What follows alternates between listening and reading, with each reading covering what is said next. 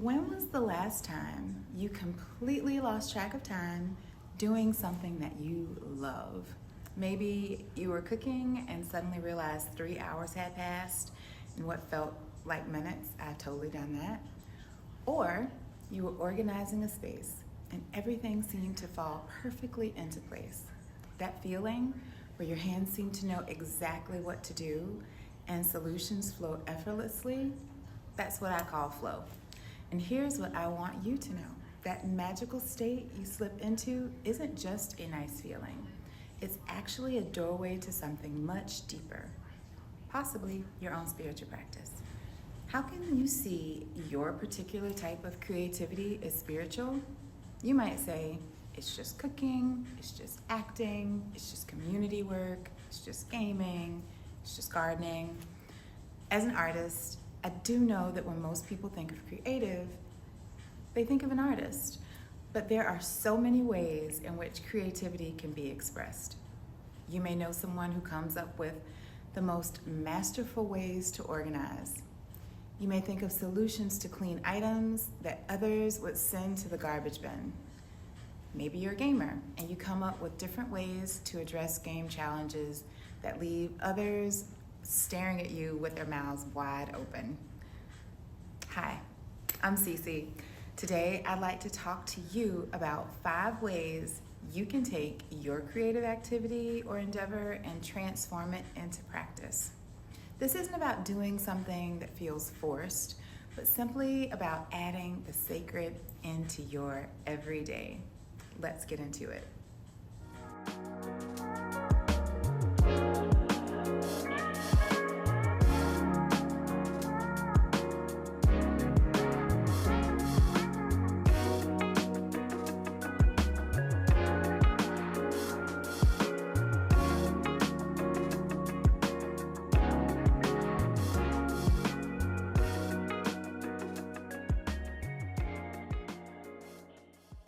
Listen, I can imagine you might be thinking, please do not dip your chocolate into my peanut butter, Cici.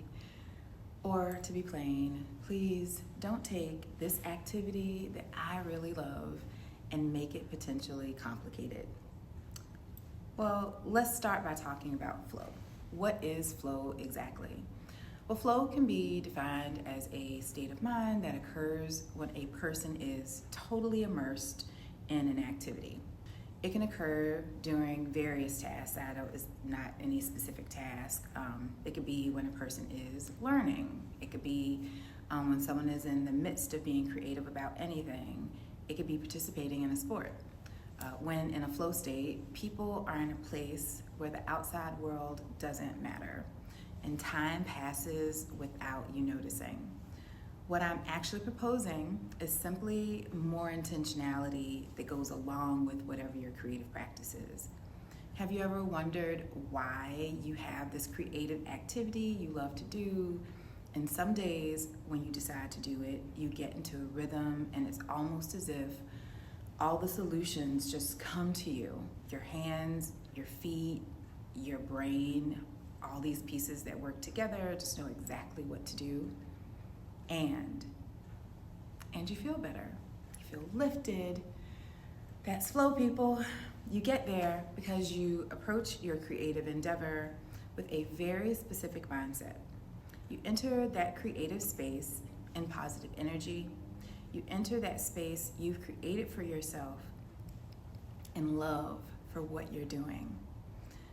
So, honestly, what I'm proposing is simply that your cooking, your acting, your gaming, your community work, your gardening, or whatever it is that you do can be more than just done. It can be honored, it can be sacred, and it can become your sanctuary. It can become that place you go to when you seek solutions, when you desire focus, or simply want to come back to yourself and find your center. So, just stick with me, keep an open mind, and as I've mentioned, we're all art in progress. This is something you can make your own and build upon. This isn't mine, this isn't yours, it's ours. Let's look at it like that. All right, story time. So, I have always been an artist. Little tiny toddler Cici was even an artist.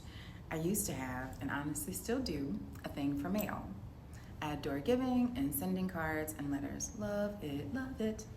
So when I was a kid, on Thursday nights, when my mom had choir practice, the only thing she had to do to keep me busy was give me a spiral notepad and some envelopes. I would write letters to the other choir members, draw on the envelopes, and give them all their little letters with their cute little envelopes when they were all done. So everyone has a different journey. This isn't about turning you into an artist. It wasn't until I was an adult that I had decided to move from Philadelphia to San Francisco that there was a true shift in the way that I thought about my personal creative expression. We can talk about the kookalicious logistics another time, but the core of this story is that I was moving from hotel to hostel and hostel to hotel. I was looking for permanent housing. I was looking for consistent work. The one thing I had that reminded me of who I was and that these issues were only temporary was my sketchbook. It's a cute little green sketchbook with a little wraparound closure. It was my art journal. I was an artist, I was creative. I'd take that book out, I'd create something new that didn't exist before, and I felt better. I'd connect it to something that reminded me of me, reminded me that I was a magical being, that this is when it's okay. This is when my journey began, and this is what I would like for you.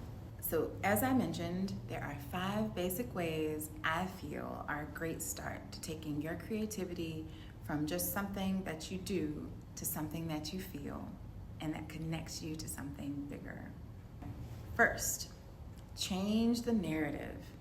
The first step to transform your particular creative expression into spiritual practice is to change the narrative. You change the way you see your particular creative practice in the world. Your narrative isn't just your mindset.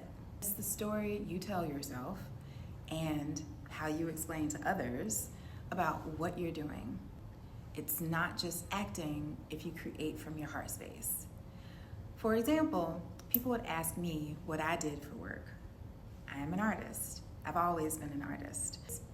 Many people believe in the whole poor and starving artist stereotype. If you're an artist, then you must definitely be in a state of lack.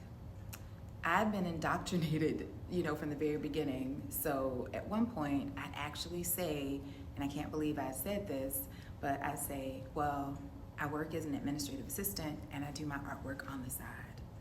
On the side, people, can you believe it? Like, others didn't take me seriously until I changed the way I talked about the absolute love of my life, my art. Not that it matters what others think about you, but you get my point, right? I allowed others' expectations to shape my personal narrative. So change the way you talk about what you do, change the way you talk about what you love, and how that, helps you to feel connected to something greater. Talk about these practices differently. Honor them and allow them to be as magical as you and they are.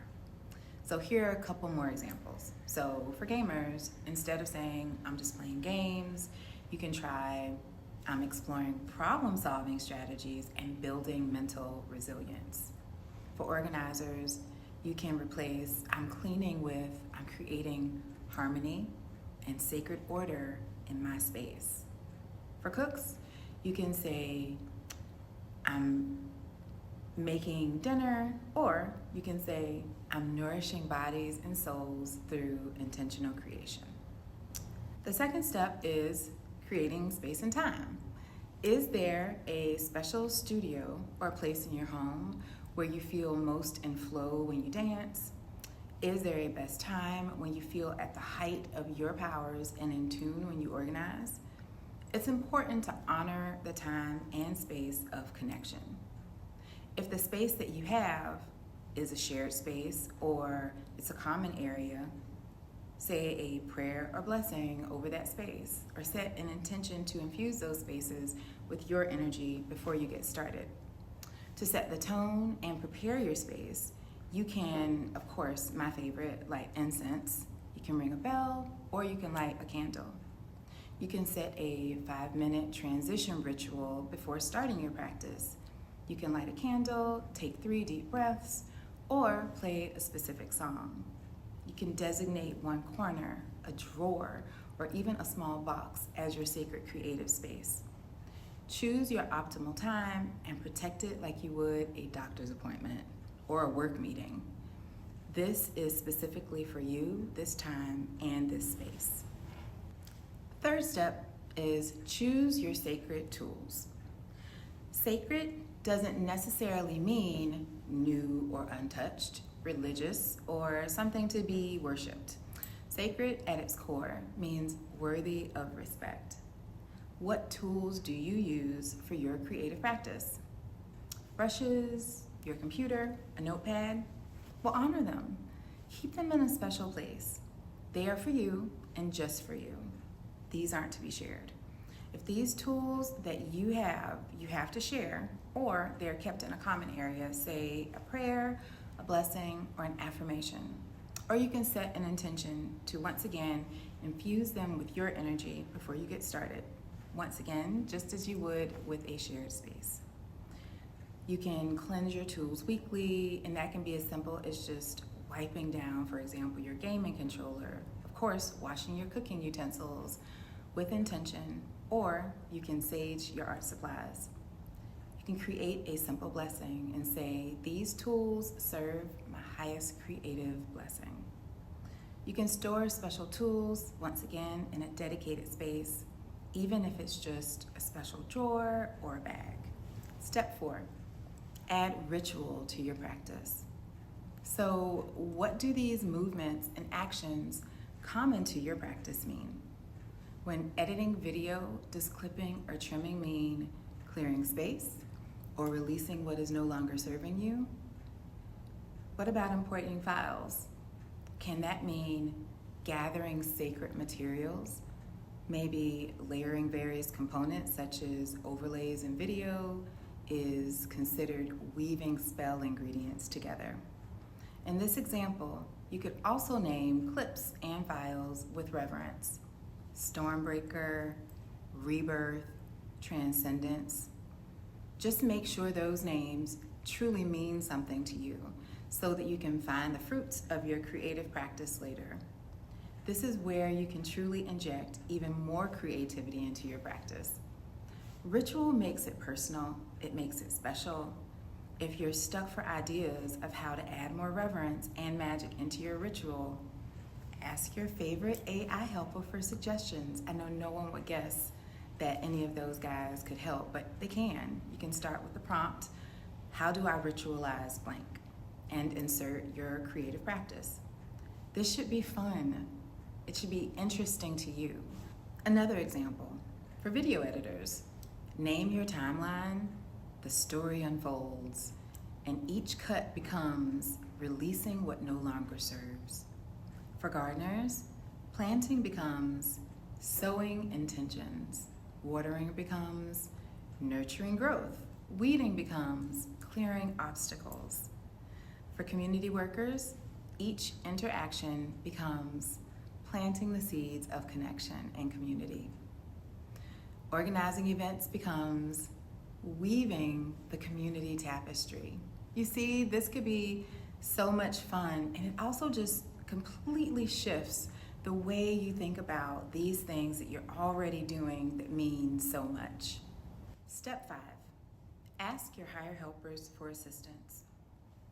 This phrase, higher helpers, is coined from the book, The Higher Help Method, Tammy Mastroberti. The idea is that we can connect to the creative powers of ancestors, creative masters, gods, goddesses, and angels, if that's your jam, as well as those who were geniuses in their fields in this world. For example, if you're a chef, you can invoke the guidance of Julia Child. Or if you're a mechanic and into cars, Maybe Bertha Benz, who is instrumental in proving the practicality of her husband, Carl Benz's invention, the automobile. When asking for help within your practice, you invoke the power of this support for guidance. This can be beneficial when setting an intention for your practice. You can also send energy toward seeking guidance in your particular creative endeavor. Before starting, simply say, I invite the wisdom of, insert your chosen guide here, to flow through my hands and heart. Create a small altar or have a photo of your creative inspiration nearby. You can end sessions with gratitude. Thank you for guiding my creative expression today. So here is a bonus 6th step, communion. Your practice doesn't have to take place in solitude. So how do you connect what you do to the larger world? Sharing connection with others can be a very important step. For me, experiential art is part of my practice. I love to create work that others will interact with. For example, I love doing origami hearts as a meditation. And I also love sending greeting cards to loved ones. So I often send an origami heart in the cards I send, and I've given these hearts to strangers as well. And I know friends and family are probably tired of getting these hearts. It makes the practice even more special though, when I know I'm sharing the love I'm creating. You can also potentially practice your creative endeavor in the same space with others if you choose to do so as well. You can document one creation weekly to share. You can take a photo of your organized space, maybe a dish you made, a gaming victory. You can start a weekly check-in with a friend about your creative practices. You can also leave small gifts from your practices for others to find, like I was talking about with the origami hearts. For example, you can leave, if you do origami hearts, you could potentially leave one on a coworker's desk. So there you have it. 5 essential ways to transform your creative activity or endeavor into spiritual practice, plus that powerful bonus step. So this is really just a quick intro, but let's recap. First, change your narrative about what you do. Second, create sacred space and time. Third, choose and honor your tools. Fourth, add meaningful ritual to your movements and actions. Fifth, invite your higher helpers for guidance. And that 6th bonus step, share your practice through communion with others. Remember, this, I swear, is not, I swear, about making your beloved creative time complicated. It's about recognizing the sacred that is already there and honoring it with just a little more intentionality. Whether you're cooking, gardening, or any other creative expression, you have everything you need to turn that flow state into your own personal sanctuary. Just pick one step that resonates most with you and try it this week. Your creativity is already magical. Now you get to treat it that way. All right, so your creative assignment for the week is try changing one thing about the way you approach your creativity. Just one thing. Changing even the way you think about it, the narrative, is such a big deal. So if this resonates with you, try this simple practices, one step or all 6. Let me know in the comments what you think about changing the way you engage with your own creativity does for you. I'm so interested in knowing your thoughts on this. I'd love for you to subscribe so that we can continue to explore new ideas together and continue embarking upon this creative adventure. This feels adventurous for sure. So remember, we are all art in progress. And so until next time, stay inspired, stay connected, and keep creating with purpose. Blessings.